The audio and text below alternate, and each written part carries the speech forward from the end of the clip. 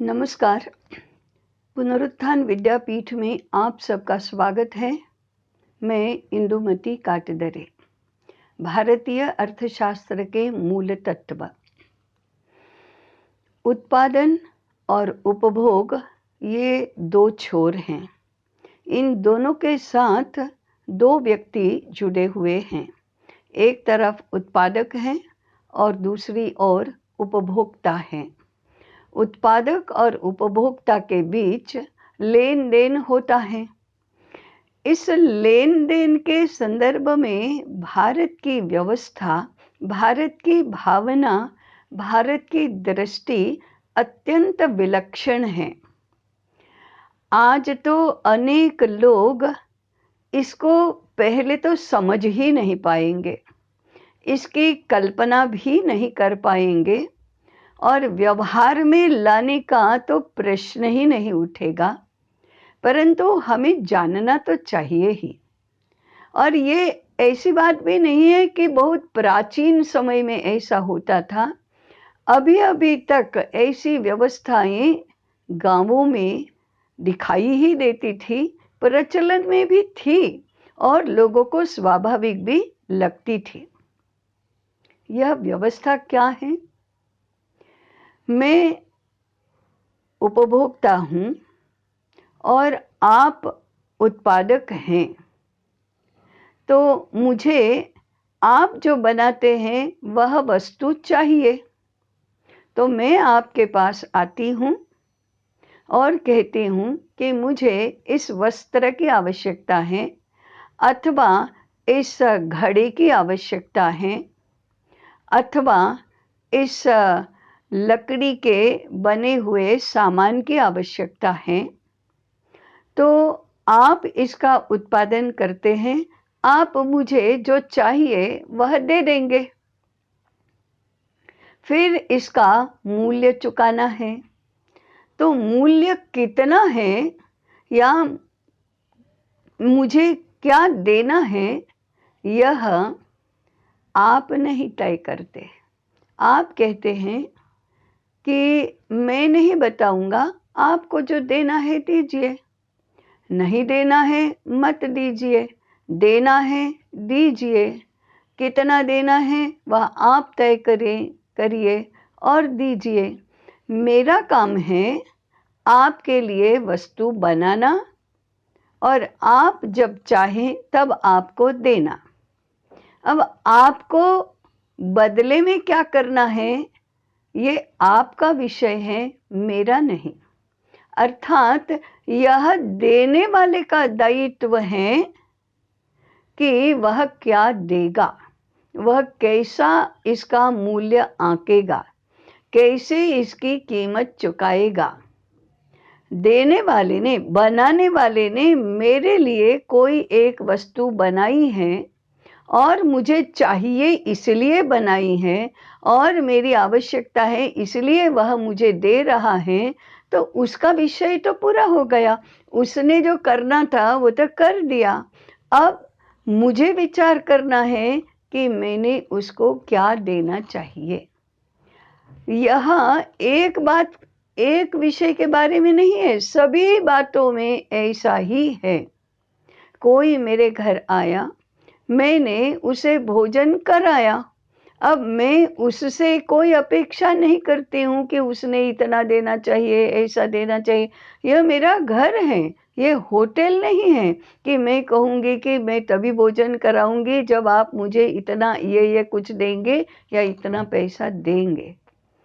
अतः चीज देने वाला अपनी चीज की कीमत नहीं करता, नहीं बताता, नहीं मांगता।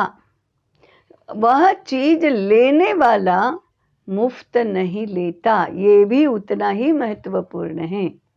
आप किसी को कुछ दो और देकर भूल जाओ, आप लेने की चिंता न करो। परंतु मैं किसी से कोई चीज लेता हूँ तो मुझे देने की चिंता करनी ही चाहिए, क्योंकि मेरे पर ऋण है। मैं अगर देने की चिंता करता हूँ तभी मुझे लेने का भी अधिकार है। अर्थात देने वाले का यह बोझ रहता है, देने वाले के सर पर, कि मुझे जो भी मिला है उसका ऋण चुकाना है। ऐसी स्थिति में ये भावात्मक रूप से एक दूसरे का विचार करते हैं, तो देने वाला लेने वाला जितना मांगेगा या बाजार में उसकी जो कीमत है उससे अधिक ही देगा। गलती से भी मैंने जो दिया है उसके ज़्यादा पैसे मेरे पास नहीं आने चाहिए, वो मैं सोचूंगी, और जो दिया है वो मिला है उससे कम नहीं होना चाहिए, ऐसी देने वाले की स्थिति होगी, देने वाले का विचार होगा। यह है परस्परम भावयन्तः श्रेयो परमवाप्स्यतः। लेने वाला और देने वाला एक दूसरे का विचार करता है, उसमें से प्रेम, सद्भाव, हित और सुख चारों की रक्षा होती है। दोनों ही परस्पर की इन सभी बातों की रक्षा करते हैं। सबको जो चाहिए वह तो सब मिल ही जाता है, जो मिला है उसके बदले में कुछ दिया ही जाता है, तो भी परस्पर प्रेम, सद्भाव, विश्वास आदि सब कुछ बना ही रहता है। इसको कहते हैं धर्म के अनुकूल अर्थशास्त्र, धर्म के अनुकूल अर्थ व्यवहार। ये केवल बुद्धिमानी नहीं है, ये केवल गणित का विचार नहीं है, यह केवल बाजार का विचार नहीं है, यह धर्म का तो विचार है ही, साथ में आत्मीयता का और प्रेम का भी विचार है।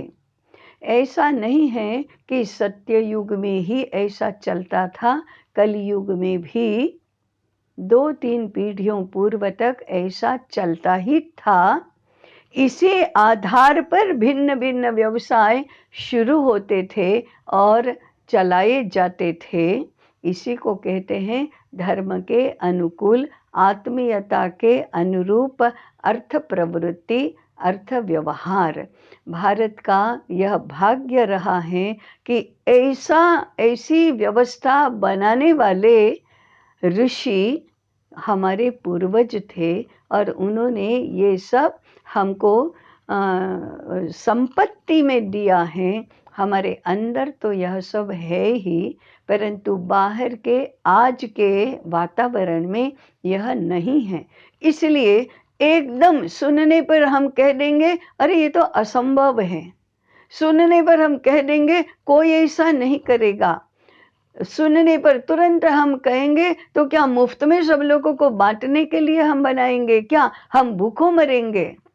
ये एकदम कह तो देंगे, परंतु धीरे धीरे हमें समझ में आएगा कि सुसंस्कृत मनुष्यों का व्यवहार तो ऐसा ही होता है। भारत को इस प्रकार के व्यवहार की, इस प्रकार के मानस की अभी भी प्रतीक्षा है। हम चाहेंगे कि ऐसे दिन बहुत जल्दी आए। अभी यहीं पर रुकते हैं, आगे चर्चा अगले अध्याय में करेंगे। तब तक जुड़े रहें और विचार भी करते रहें और चिंतन यात्रा में सहभागी बने। नमस्कार।